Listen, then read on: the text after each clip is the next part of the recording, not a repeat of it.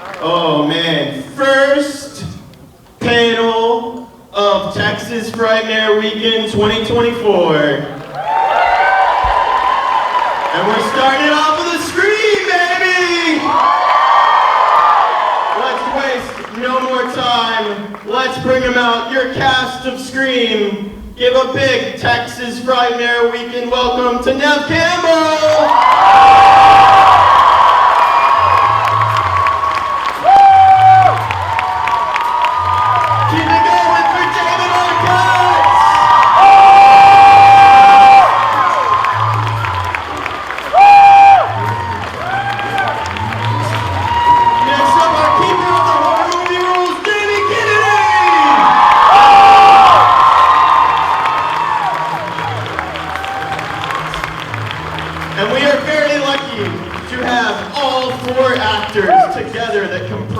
The original Ghostface in the original Scream. First up, Lillard!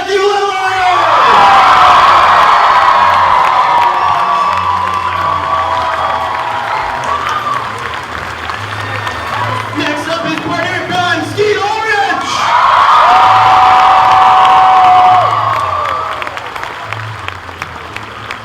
The iconic voice of Ghostface, Roger Jackson!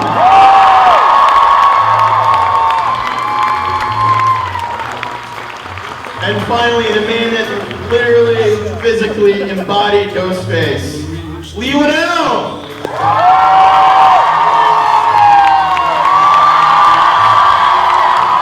Wait. Lee Waddell! Is he back there? Oh wait, who's that? Oh my god, someone's coming from the back!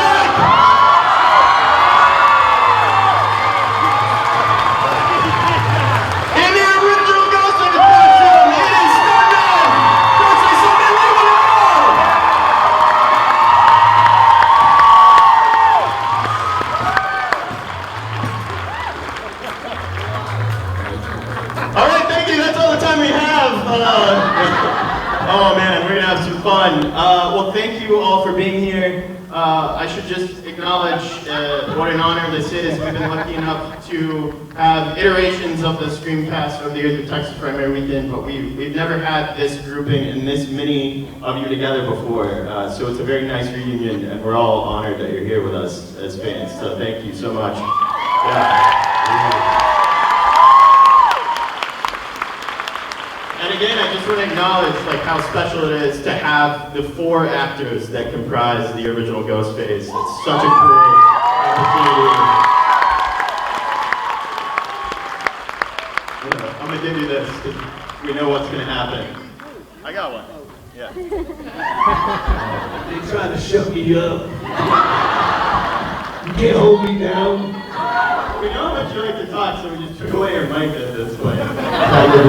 I want to ask the 4 of you down at the end, did you ever, what was the kind of coordination like between the performance and the stunt performance and the voice? Was there any coordination at all between the 4 of you on set? I just remember asking Lee to be taller. Other than that, it was kind of let him be. Yeah, I had my list and it still wasn't good enough at, my 5'11" against your 6'1" or whatever you are. And I was like Roger, like a little raspier. Yeah. We never got to see Roger. We didn't meet Roger till last year. No way. It's true, Roger Roger was an outside, so that very first night we shot, right? He was, this is the OG of the OGs. He's done all 6. This is the lineage from day 1, scene 1, take 1,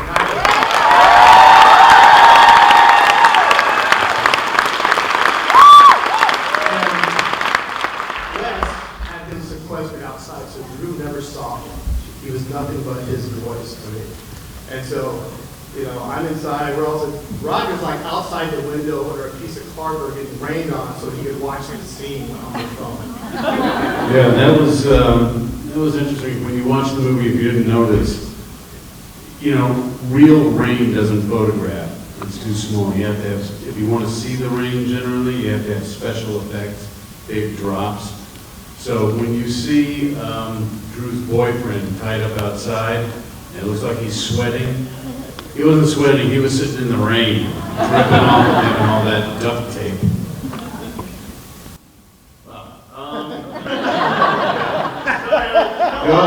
I truly Great transition, bro. I got lost in the moment, and then I was like, oh right, I'm up here. I'd love to hear each of your reactions the first time you saw what is now, you know, the most probably iconic costume in horror history. I could imagine there's a world in which you see that, and it's unlike everything that's come before to the point that it's kind of silly. And you know, Wes being Wes, to be able to make that scary in the same way that he made a guy in a red and green striped sweater scary.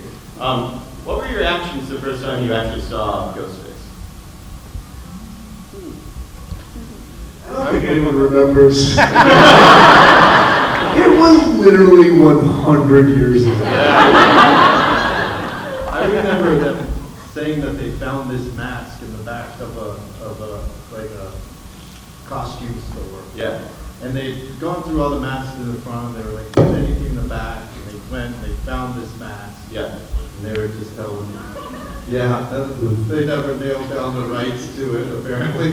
So now it's like have this whole second life, and there's all these different Ghostface masks, Scream masks, but and a different style originally. Yeah. I have a different thing. Conspiracy. First time I realized that the mask hit, I was in a Denny's. As one You is. know, we all love balloons over my hammock. And I saw the waitress. That is not an applause line.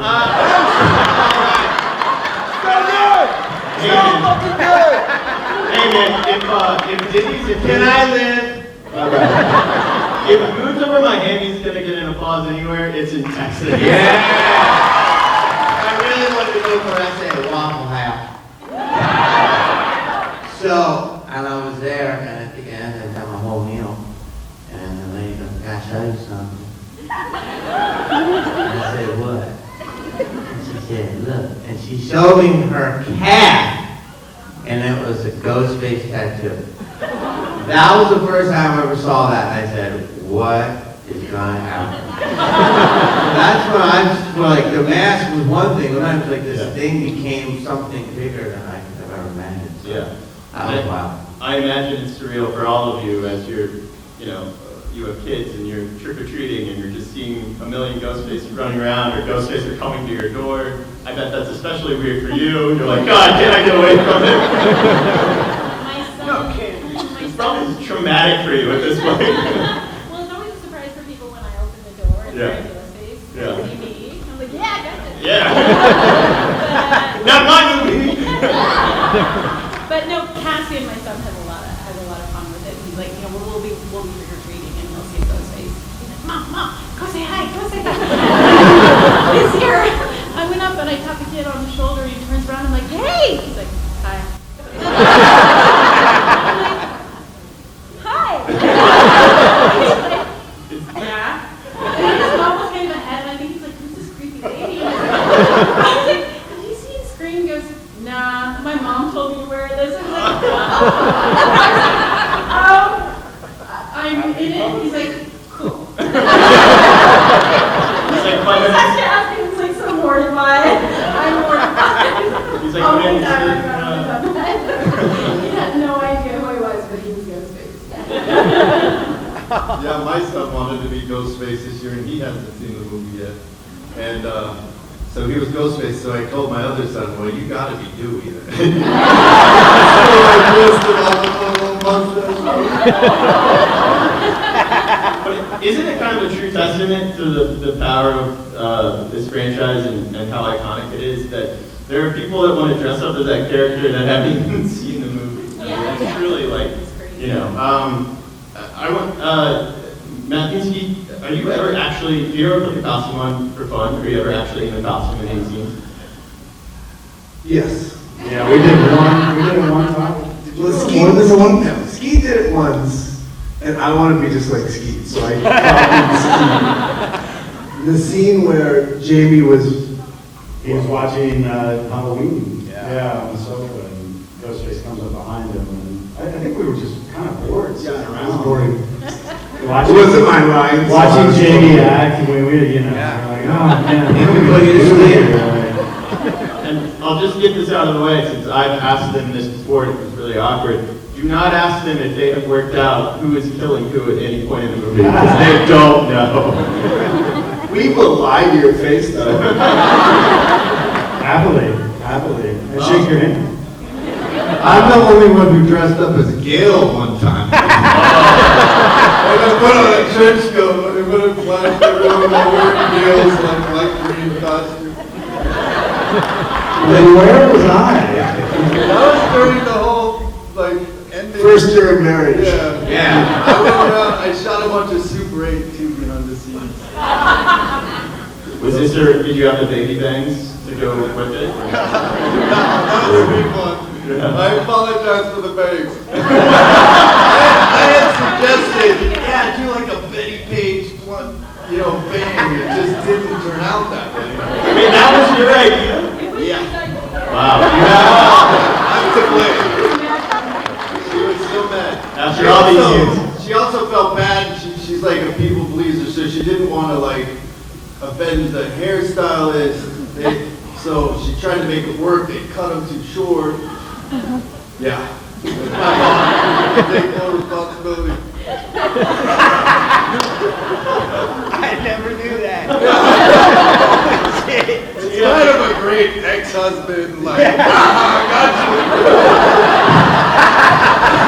you. Forever on film. We have heard all the stories until that one. That is the best story. History's happening here today. So good. I want to move on from talking about Ghostface. Something I've never talked to you about is the poster, the iconic poster, which was not only iconic for the movie, but iconic for the entire kind of 90s, 2000s teen slasher genre. It inspired a whole style of poster that we're still seeing today. Put a bunch of like young hot people in black leather looking movie on a poster.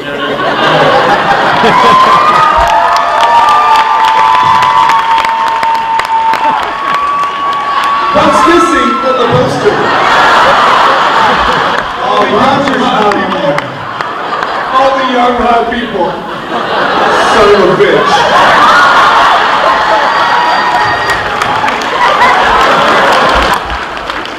That was actually my next question. My dudes, where are you on the poster? We're ugly. Thanks. Do you remember, for those of you that were on the poster, do you remember this photo shoot? Vaguely. Vaguely, yeah. I don't, were we even standing together? We were. I do remember us being together. Oh. Yeah. I thought we took them separately. Evidently, I don't remember. Well, Here's the funny thing. I was at that photo shoot. I know. Can we see the next picture? Yes. See the next picture here? Yes. Okay, now what's missing?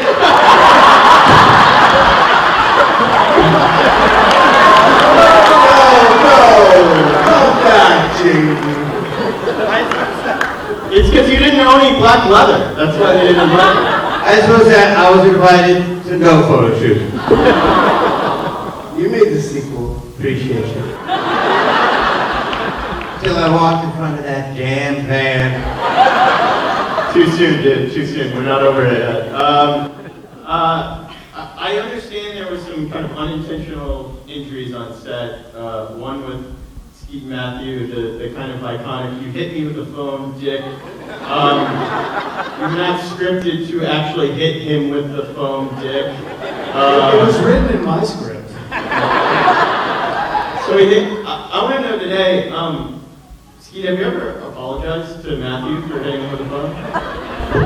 No. Would you like to take this time today to apologize? No. He doesn't talk to me anymore anyway. Talk to the hand. Talk to him. You know, look, I gave him a gift that day. So the gift was all these t-shirts. You hit me with a bone, Nick. All these did work out. Well, I'm gonna give it right back to you because apparently, Neve, you accidentally stabbed Skeet a little too hard with the umbrella. When you came out. I think that's a little exaggerated in the sense that she did hit me with the umbrella, but it didn't penetrate my body. But it was scary just because I've had open heart and like it's a sensitive area for me, but there was no damage done. And God bless you coming out of that closet blind. Blind, I was in his costume, yeah. They got it in with an eyeball. Holding an umbrella. Yeah. So no apology needed today, is what you're No saying. apology needed. All right. Right, yeah, we're good. Neve and I are good. Yeah. I got a few more questions, but I want to give y'all a chance to ask a question. So if you'd like to ask one, go ahead and line up with this microphone right here. David, for a guy that was supposed to die in this first movie, for you to be such a beloved character, and for you and Wes to have the relationship that you did, that, I mean, truly, in the scenes we see you are playing dead because you were supposed to be dead in those scenes, and then they rewrote them and shot new endings. Dewey's arc from, the first film all the way to what happened in Scream 5 that we won't talk about because we're still not over it here today. You truly are kind of the heart and soul of this franchise in a big way. What was it kind of like to think back all the way to that first movie, playing it how you played it, but then get to kind of live on and have this character be what it is? Oh, thank you. I do remember that day because I wasn't, not sure if I was scheduled to work that day. But then when I showed up to set, Wes was like, listen, dude, we're going to shoot this a couple ways. First you're going to come out and you'll just be dead. And then the next time you're going to just keep your thumbs up. And then we'll decide, we'll see how it tests. Let's see if you pull through. I was like, wow, thanks, Wes. And so that sort of changed my life. David didn't do a single take dead. Yeah, I was always moving. But I don't know. I keep thinking about this one scene where Sheriff's smoking a cigarette and I'm eating the ice cream, and Wes was like, "Listen, when he puts his cigarette out, I want you to stomp on ice cream." And I was like, "You really want me to do it?" He was like, "Yeah." And I was like, "So I don't know. There was something funny about." Dewey and Wes, like I think he had it was like part of his personality or sense of humor. Like he really kind of would throw in these little things like, "Hey, do you know what constellation that is?" "No, what is it?" "I don't know. That's why I asked you." That's a Wes line. Yeah. Little things like that you would throw in, and I just keep thinking back on those moments. Yeah. He just had such a sweet character and great sense of humor, and he was. Oh, the first time I saw Scream, I used to work at this newsstand on Melrose, and we were all hanging out there, and they used to go around passing out these flyers that said, like, for upcoming films, and you'd be able to, go in and sort of give your opinion, fill out a form, and say if you like it or not, get test screening. And then someone was doing it, and I said, "Oh, what's this one about?" And it essentially said the plot of Scream, and I was like, "Yeah, sure, I'll go see it." So I go to Paramount Studios, and they see me run, and they're like, "David, you're not allowed to be here." I was like, "Well, I'm here." They're like, "Okay, well, you gotta be in the back, no one can see you." But I got to watch Wes watch the film really early on. Wow. And I was watching it quite a bit. This creepy stalker guy. And, but he was like, I could see what's going on, because something was coming up. And then people screamed and then they laughed and he got such a kick out of it. He was just so it was the perfect moment to just see that. And so I'll never forget that. And then you filled out a comment card where you said, "I really love this new character. Don't want to see him die. We'd love to see him. Yeah, we'd love to see him in at least 4 more movies." Neve, I know we can't talk too much about it, but I would love to kind of hear your broad thoughts about stepping back into the role of Sydney for Scream 7 and to be doing it with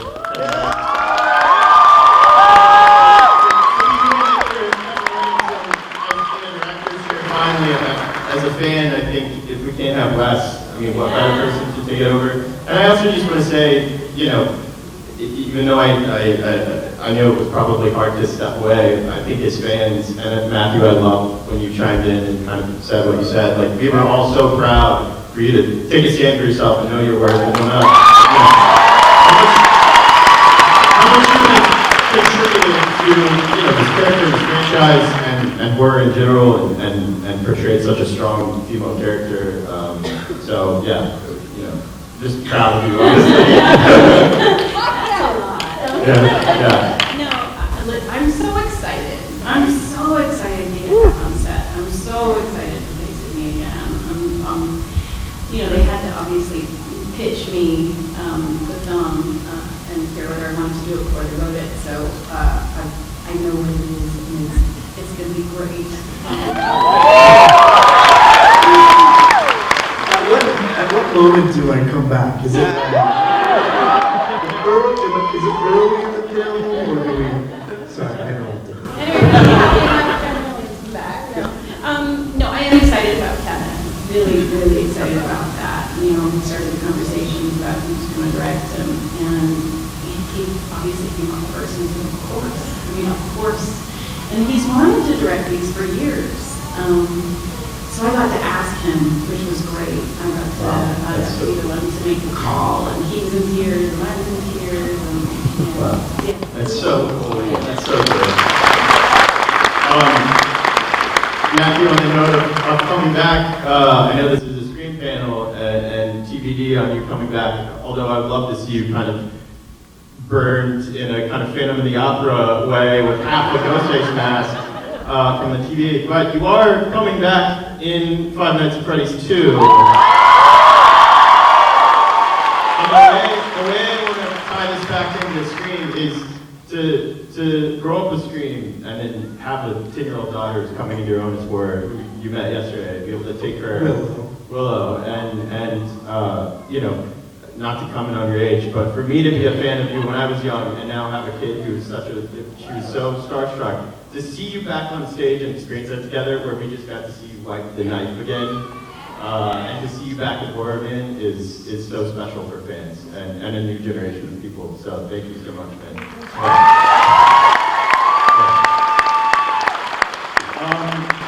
All right, let's kick it off to you guys. I'm sure you have a lot of great questions. Starting off, sir, you go. Question number 1. So my question is for Neve. Given that you are, without a question, one of the most iconic Scream queens ever, I wanted to ask you, who is your favorite Scream queen? It's hard because I haven't seen a lot of horror. But Jamie Lee is a friend.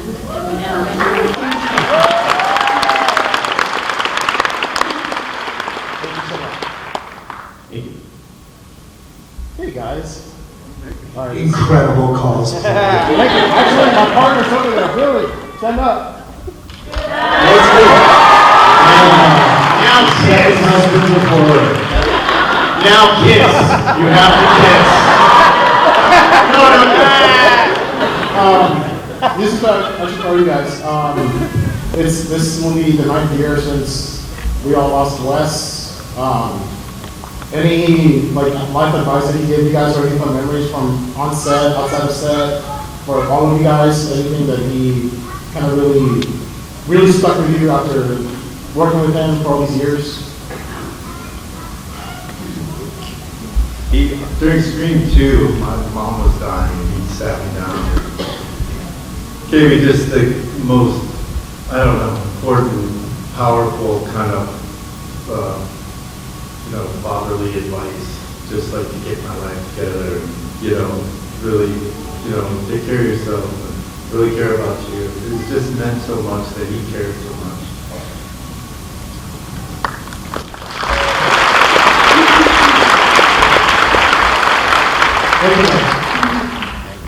Thank you. Hi. I just want to say, I think we all have stories. Yeah. Sorry. I think you all have stories, but I don't know, I feel we could do that for a long time. So just just so you know, that's an incredible story, so we'll just leave it with that. But just know that for all of us, that moment in our lives was life-changing, because we were these kids making a movie that is special today, but in that moment was just another experience. And so we were all shaped during the production of that movie and became friends, and it was like, as people go to college, well, we had that movie. At the head of that movie was a man that changed all of our lives, and today, still, in this auditorium, is still changing our lives. So, it's such a big question that that answer sort of encapsulates his power to each of us.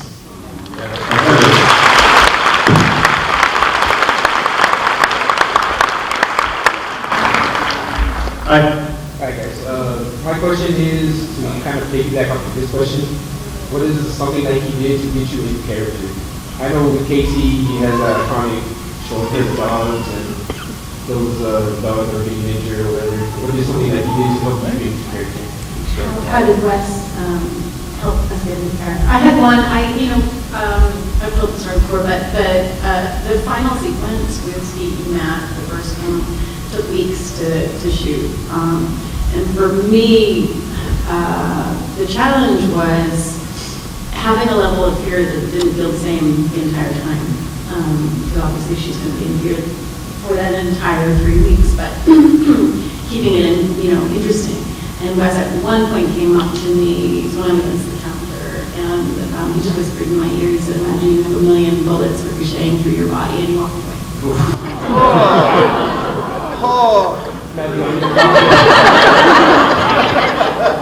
Between that story and the bangs, I'm learning a lot. I'd like to specifically kind of direct that to Roger, the irony that we have the voice of Ghostface and we haven't heard him talk much here today. What was the kind of direction from Wes for you? The voice is so iconic, and yet, again, unlike anything we'd ever heard, so unexpected, and has now carried us through this franchise. What was your relationship like with Wes and the kind of direction he gave you on the voice of Ghostface? Because the movie really lives or dies in that opening sequence by that. Well, the funny thing is, he didn't really give me much direction. Right. I would watch him, I would watch through the monitor, mostly, except watching through the window that first night. Watch him working with the other actors, and he didn't give me much direction. Mostly he would come back to wherever I was, and he would say, hold it back a little there, or push it a little farther. Because they just seemed to like what I was doing. I wasn't supposed to do the film. I was just supposed to do that scene with Drew Barrymore, and then they were going to dub it all in post. But on that first night, he and Marianne Magdalena decided they liked what I was doing, and they decided to keep me. Wow. And that started the tradition of my being on set, playing the scene with the actors. Absolutely, and I just want to say, you really deserve the credit you weren't getting in the credits, and I was so happy to see in these last few films that you got your own credit card there at the end, the kind of iconic closing credit sequence. So. Thank you, James. All right. Really die happy now. Yes. Hi. First of all, glad you came back to do another one. That's awesome. And my question was actually for Roger. Did you do it naturally, or did you run it through a mixer to get that pretty good voice going? No, there's no mixing or electronic boxes. It was all in the audition. The audition was that opening scene, and Kevin had it brilliantly written. Everything you need to know is there. The guy, whoever it is on the phone, has to be kind of interesting, kind of playful, a little sexy. I knew from doing advertising, there was a certain thing I could do that the ladies seemed to like, Oh, you make popcorn. I only make popcorn when I'm going to watch a movie. Oh, you like scary movies? What's your favorite scary movie?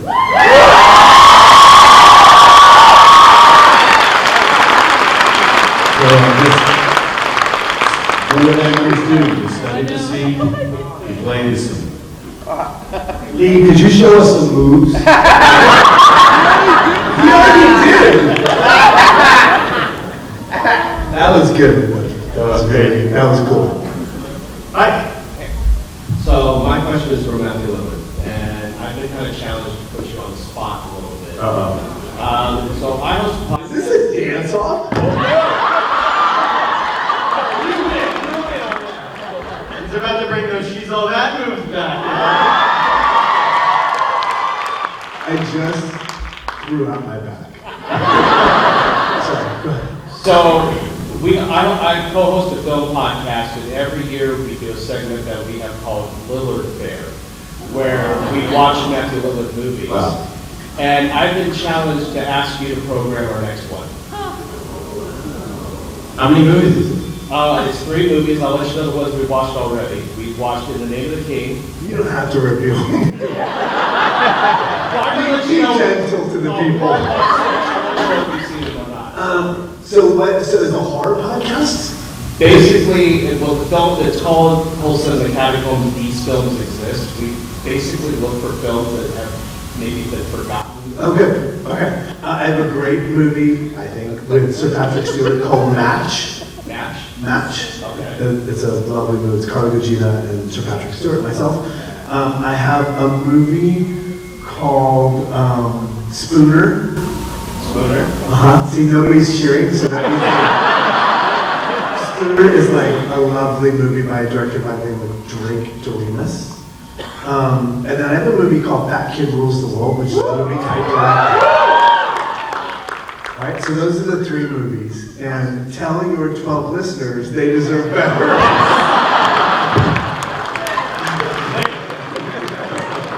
I'm so sorry. I'm so sorry. You gotta get that jab in there at the end, didn't you? I've got a lot of film. Don't undersell that. Don't undersell that. What's the name of the podcast?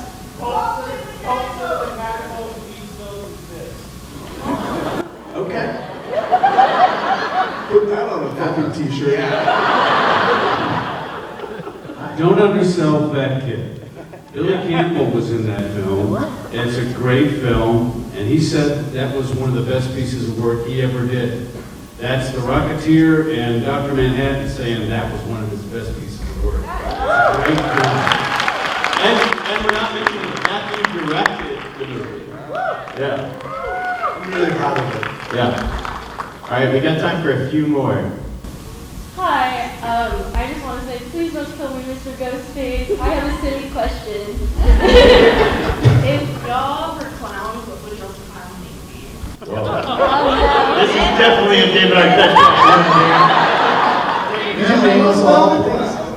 Yeah, I love both of them. David bought the rights to Belzer. He's bringing it back.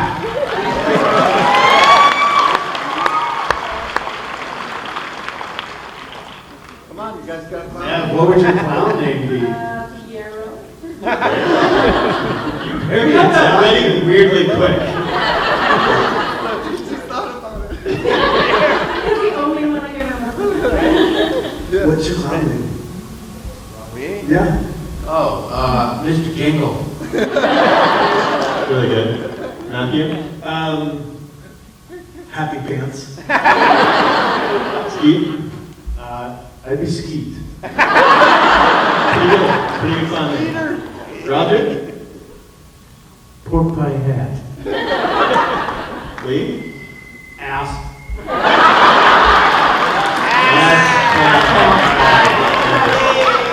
That's why we should not give him a microphone. Hey, nobody said it was high art in here. All right, let's try and speed through so we can get through as many of these because we really got to wrap up here. Hi. It was a very nice what you did to me, by the way. But I do have a question. If you guys could either switch roles with someone on cast with you or in a different movie, who would you want to switch roles with? Han Solo. No offense. Normally my answer is yes, I want to be Sydney. But I want to be Han Solo. He shot first. I'm really happy with Sydney. Yeah. Me too. Yeah.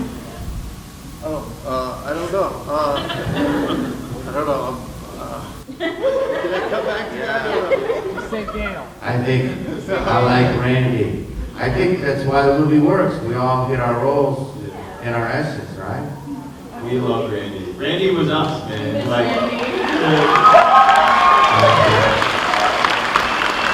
for so many of us to be horror nerds and feel, there's so many characters in this movie that spoke to us, but Randy was, to hear someone talk about horror movies in a movie, it meant a lot, so, yeah. It I know did. you're proud of your niece and your nephew. They're amazing. They're carrying the lineage on. They've gotten stronger than me because I feel that they've gotten stabbed a lot. They seem to be breathing. I don't remember that many knives. I'm deader than dirt.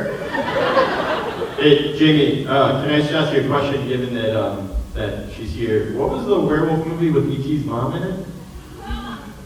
The Howling. That's right. Yeah. Oh, that was my line. Oh, okay. Because E. Wallace is E. Wallace, yeah. Legend, by the way. Yeah. Next question. Next question. Thank you. This is the speed round. That took 8 minutes. Oh my God. All right, speak your Oh my God. What's my film podcast? Oh my. Here's my filmography. This is for Neve, and I'm equal opportunity, so anyone can answer, but what would you give for advice to women especially, but to stand for your word? I'm in production on the other side, like any negotiation, advice, or, yeah. Well. Equal opportunity. It's a great question. Know your value, I think, have confidence in yourself, train, I think we keep asking what's best advice you can give as an actor. Well, train, learn the craft, whatever it is that you're doing, know it, to the best of your ability, have confidence, and do your best to do your homework and find out whether things are equal. I think we get so afraid of asking whether we're being paid the same thing, whether we're on par with our male counterparts, and why. There's this weird rule that we're not supposed to ask. We can. And I think it's important to,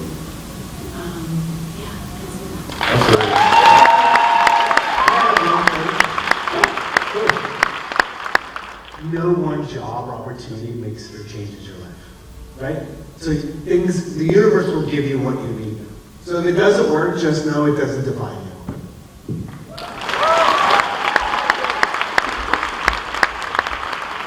All right, we got time for a couple more here. Let's speak it. So I have a question for Nat.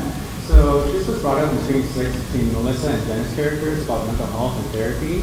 Oh, what? Mental health and therapy. And so how has Sydney overcome all the events from all the previous films with, all the betrayal and losing friends and family? Just a question about kind of the exploration of mental health and trauma and being a victim and overcoming that, and not letting it own you. You want to.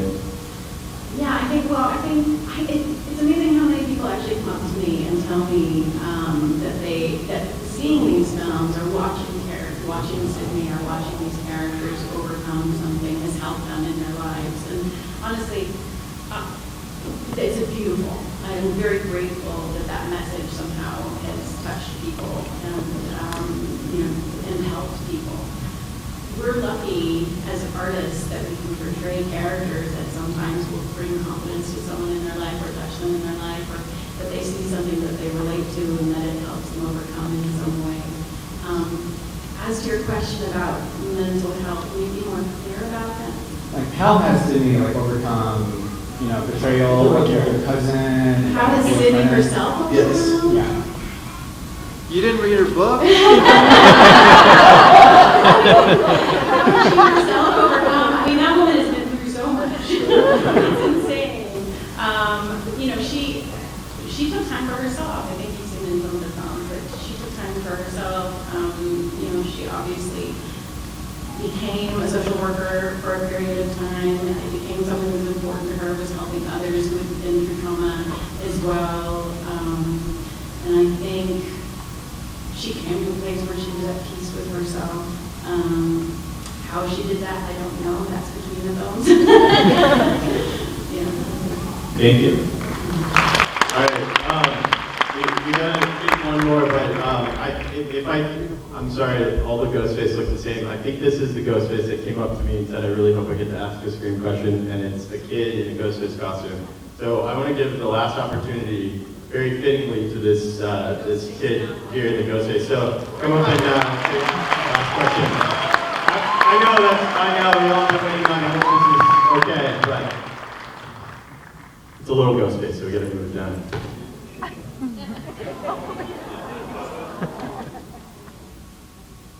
This is to everybody. What advice would you give to someone my age that is trying to get into the slasher film? Not just acting or movies, specifically slasher films. Perfect last question, sir. Thank you.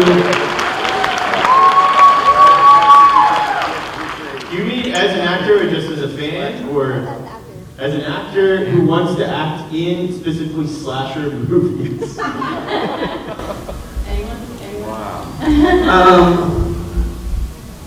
Make your own. You can make your own right now. Like you can make them on an iPhone. Like learn how to edit, watch films you like. Just start doing scenes and things with your friends and start filming them and putting it together. Get a few scenes and then get a storyline and then just keep building on it. It's all about building and working on it. That's a great answer. That is a great Yeah. answer. Yeah. I would add the greatest thing about horror is that you don't need a big budget or big effects. You just need a strong concept and a bunch of people who want to do it with you. And that's what Wes did when he started, and that's what Scream was when it started out. Thank you all so much. This has really meant so much. I would also like to point out, this is the first panel I've ever hosted with Matthew Lillard, where he has stayed in his seat the entire time. I usually.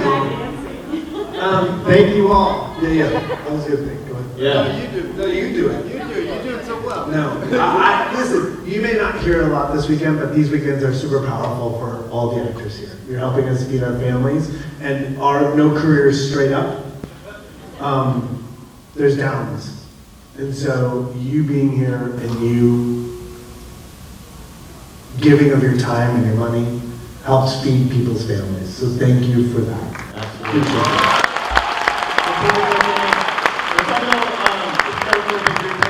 Everyone kind of stand up behind them so we can see you. Go crazy behind them. Yeah.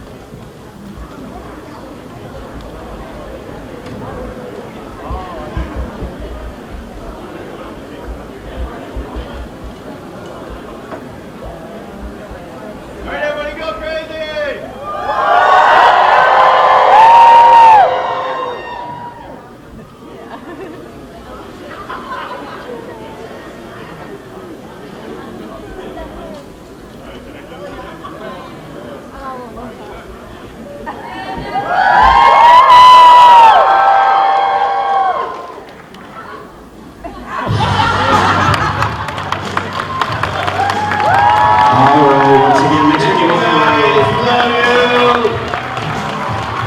Make yourself out, George. He was back.